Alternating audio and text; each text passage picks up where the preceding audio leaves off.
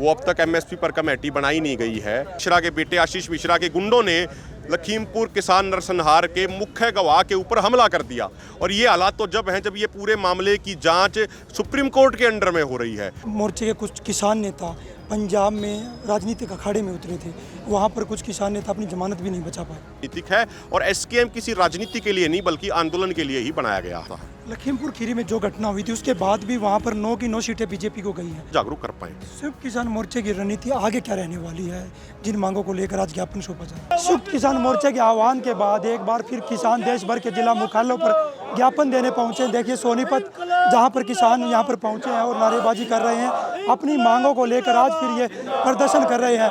हमारे साथ किसान नेता भी हैं। क्या आप लोगों की मुख्य मांगे हैं जो आज यहाँ जिला मुख्यालय पर पहुंचे?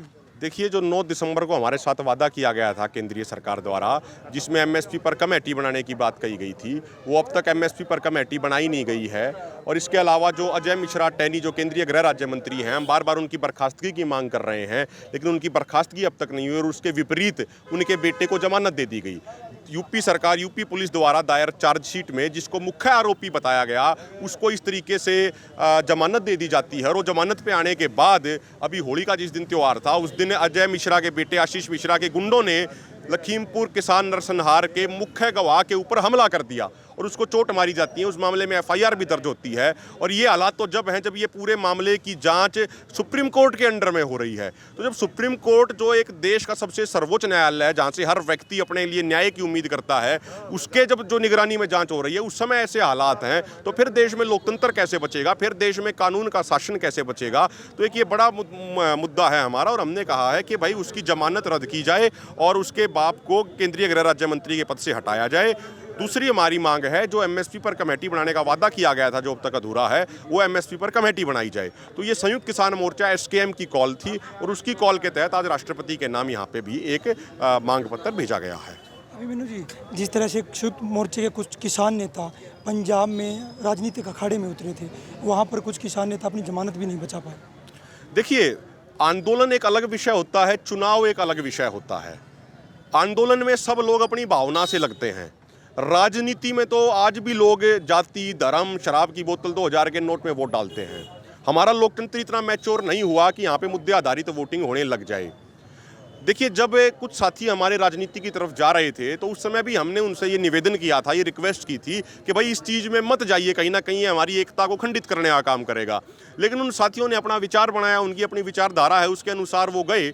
और उसके बाद ही 15 जनवरी की जो एसकेएम की मीटिंग हुई थी सिंगू बॉर्डर पे कजारिया टाइल्स में, वहाँ पे उनको 4 महीने के लिए सस्पेंड कर दिया गया था। वो इसीलिए सस्पेंड किया गया था क्योंकि एसकेएम की मूल भावना है वो गैर राजनीतिक है, और एसकेएम किसी राजनीति के लिए नहीं बल्कि आंदोलन के लिए ही बनाया गया है। फिर भी गुरुनाम सिंह चढ़ूनी है या और अन्य किसान नेता थे, उन्होंने कहा था कि राजनीति में जाकर भी हम आंदोलन लगातार जारी रख सकते हैं।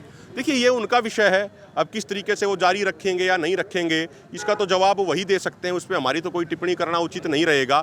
लेकिन हमने कई बार देखा है कि भाई राजनीति में अक्सर जो कई बहुत बड़े नेता होते हैं, सामाजिक जन नेता होते हैं, जब वो राजनीति में आते हैं, चुनाव में वो एंट्री करते हैं, तो उनका वो परफॉर्मेंस नहीं रहता लोगों के प्रति, लोगों के मन में उनकी वो अपील नहीं रहती जो आंदोलन के समय होती है। ये किसी एक के बारे में नहीं, आप पिछले 20-30 साल का इतिहास उठा के देख लेंगे, जब से किसान यूनियनों का दौर आया उस समय से आप उठा के देख सकते हैं। तो वो उनका निजी मसला, वो कैसे करना चाहते हैं, उनका अपना रास्ता है। हमारा रास्ता है वो आंदोलन का रास्ता है, हमारा रास्ता गैर राजनीतिक रह के संघर्ष करने का रास्ता है। लखीमपुर खीरी में जो घटना हुई थी उसके बाद भी वहाँ पर 9 की 9 सीटें बीजेपी को गई हैं, उसको किस तरह देखते हैं? देखिए, 8 सीटें हैं वो वहाँ पे बीजेपी जीती है।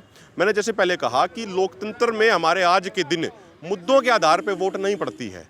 हम इसी समाज में रहते हैं। आप यहाँ पे देखते होंगे कि जाति के आधार पे, धर्म के आधार पे वोट पड़ती हैं।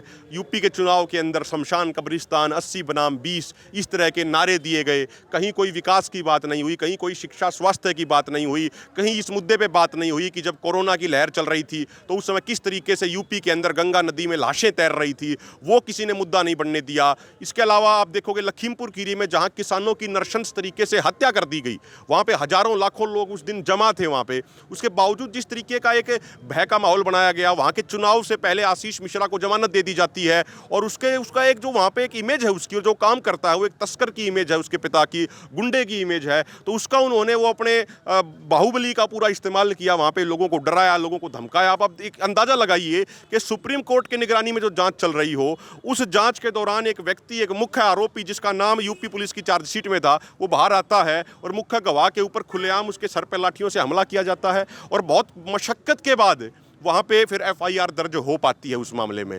तो आज देश के अंदर एक लोकतंत्र की बजाय कई जगह ऐसा माहौल बना दिया गया है कि जिसमें जो जितना बड़ा बाहुबली है वो उसी अनुसार काम करता है। तो एक इसी कारण से वहाँ पे बीजेपी 8 सीटें जीत गई। लेकिन हमारा रास्ता संघर्ष का है, हम आगे भी संघर्ष करेंगे, हम आगे भी लोगों को जागरूक करने का प्रयास करेंगे। यदि हमारे लोगों को जागरूक करने के प्रयास में यदि कोई कमी रह गई होगी तो उसकी आने वाले समय में पूर्ति की जाएगी। इसीलिए संगठन होता है, इसीलिए एसकेएम के लोग अभी पिछले कुछ दिन पहले भी बैठे थे, मीटिंग करी थी। जहां हमारी कोई कमी रही होगी निश्चित तौर पे भी उस पर हम पुनर्विचार करके अपनी रणनीति को हम और भी ज़्यादा अच्छा बनाएंगे और कोशिश करेंगे कि आगे आने वाले समय में और भी ज़्यादा लोगों को जागरूक कर पाएं।